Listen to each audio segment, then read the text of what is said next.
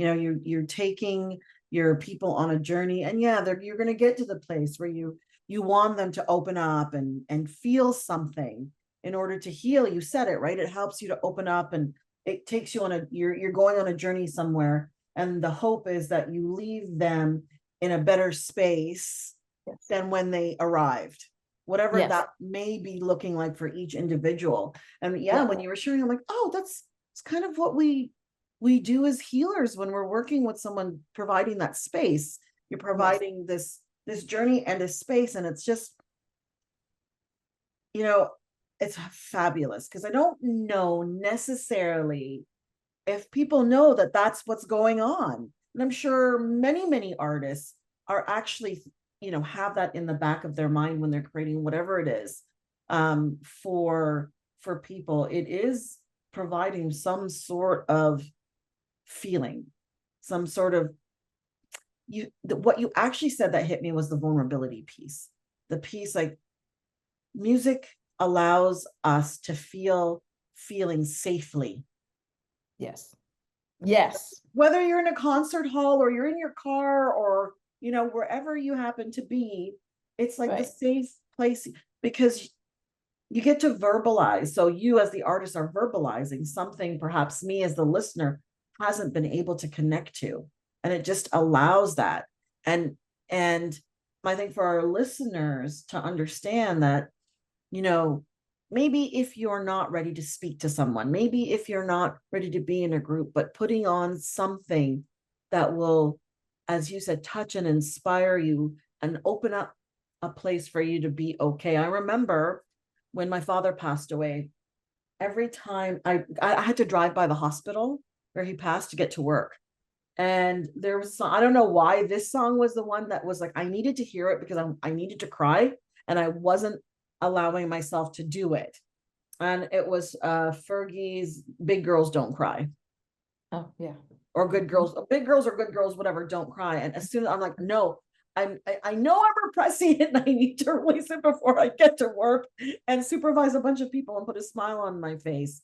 And it's, well, I want to say thank you, because you're the artist that's in front of me right now, to allow us to have those private moments when we're not ready to show up somewhere in public, or you can't, you're in the work environment and it's not the most acceptable place to be vulnerable at that time when something's happening.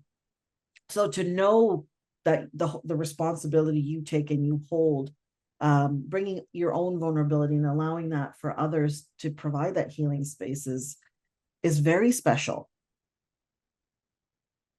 Thank you for that. Thank you. What I'm interested in as well is, how has music helped you in your journey? Oh man, so many different ways, a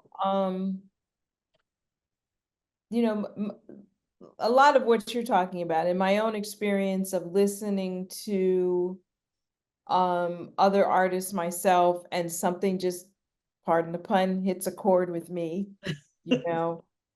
it gives me a moment to contemplate. I'm a trained meditator, and I have taken courses in healing from Reverend Lynn.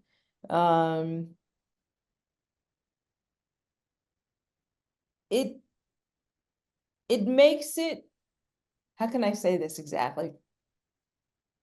For myself as a listener, it does take me on a certain journey, and the thing about having recorded music is that you can choose your journey in that moment. Right? It's like, if, for instance, I want to be sentimental and sad and reminisce about something, and like go deeper into a layer of grief over a relationship that's over, or somebody I'm missing, or someone who's passed away, or whatever, I can pick the song that reminds me of that person, and allow myself that moment, or 3 minutes or 5 minutes of grief, and at the same time, if I really want to be in amusement and enjoy, I can give that to myself as a listener. And then as a singer, you know, the things that I mean, there's certain songs I'll never sing, you know, like there's a song called Mean to Me. You know, it's like, mean to me, you know, why must you be mean to me? Well, I'm really not interested in inviting that into my space, you Yeah. know.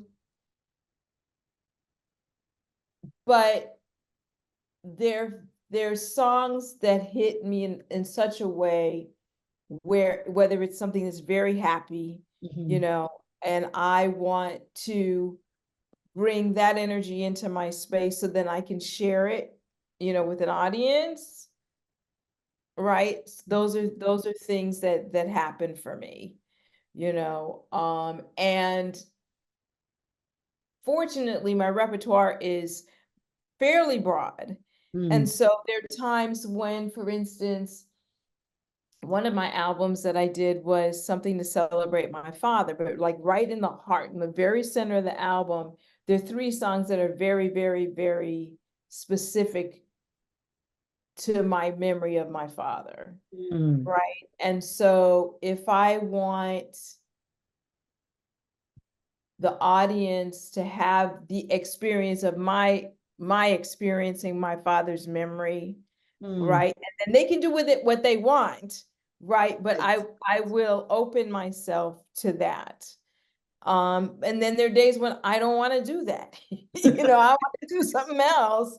Yeah. But then I can evoke other things.